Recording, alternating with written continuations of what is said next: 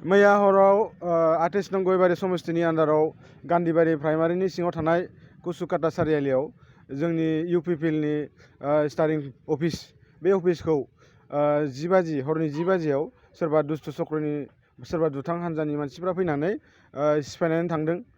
आं बे सिफायनायखौ बुंनो सानदों जे दिनैनि जुगाव आरो बे अफिस सिफायलायनाय आरो बे मानसि बुलायलायनाय बेबायदि सम गैला। दिनै राजनितिक होनाय लोगो लोगो जोंहा गोबां खुसियै रंजा माजायै जोङो रायजोनि राजानि खाथियाव थांनांगौ बा जोङो केम्पिं खालामनांगौ मोजाङै। जों दा दिनै आं बे बेलायाव बुंनो सानो जे जायनि दुथां हान्जायानो बे जोंनि अफिसखौ फैनानै सिफायफैदों बिथांमोना जाहाथे आरो नेक्स्ट टाइम बिदि खालामबावा। मानो होनबा बिदि जुदि जों मोजां मोनसे राजनितिक भट होनायनि सुबिदा मोन्दों, मोनसे गावनि राजनितिक हान्जाखौ गोजौआव दावखोनायनि बा भट होनानै देरहाहोनायनि मोनसे सुजुग सुबिदा, बेखौ जुदि बुलायलायनाय नांलायलायनाय जुदि बिजोंजों लाङोब्ला बे जोबोद माने आबहावाया गाज्रि जालाङो आरो जोंनि हारिनि थाखाय बियो लासिं सिं बाथ्रा जानानै फैयो। गुबुन हारिफ्रा जोंखौ मिनियो।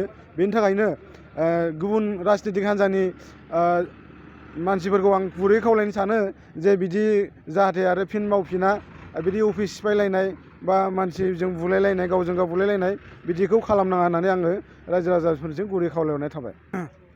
जोङो जोंनि जाय अफिस सिफायलांदों बेनि सायाव जोंहा मैया हराव जोङो थानायाव मोनसे एजाहार होदों।